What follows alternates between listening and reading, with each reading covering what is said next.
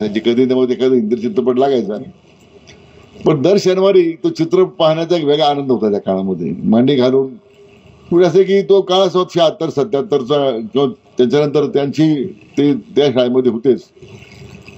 आम्ही 75ला मॅट्रिक झालो, जुनी 11वी होती त्यावेळी.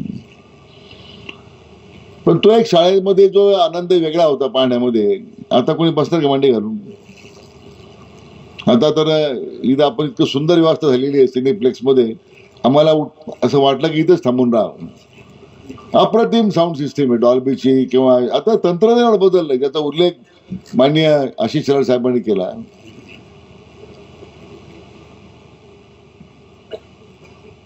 माननीय जयकुमार गोरे साहेबांनी केला. खरं किंवा करी साहेब म्हटली ती गोष्ट बरोबर आहे की एक वेगळ्या आनंदाच्या विश्वात आपण गेलं पाहिजे. रोज तेच तेच तेच तेच तेच तेच, हा गेला, तो गेला, तो आला, तो गेला. वाळूचे ट्रक पकडले, याचे ट्रक पकडले, ते ऐकावं लागतं आपल्याला. आपला जिल्हा प्रसिद्ध त्यासाठी, मला माहिती आहे ना. वाळूचे ट्रक आहेत, क्रशरच्या गाड्या आहेत, म्हणजे सोलापूर फार प्रसिद्ध आहे. मला पण कुठे जावं देतात जयकुमार नाही, कुमार आशीर्वाद जरी असले तरी शेवटी त्यांना मागे म्हटलं दुर्लक्ष करा जरा थोडंसं, गाड्या चालू द्या, काही फरक पडत नाही ते. आपले लोक आहे सगळे.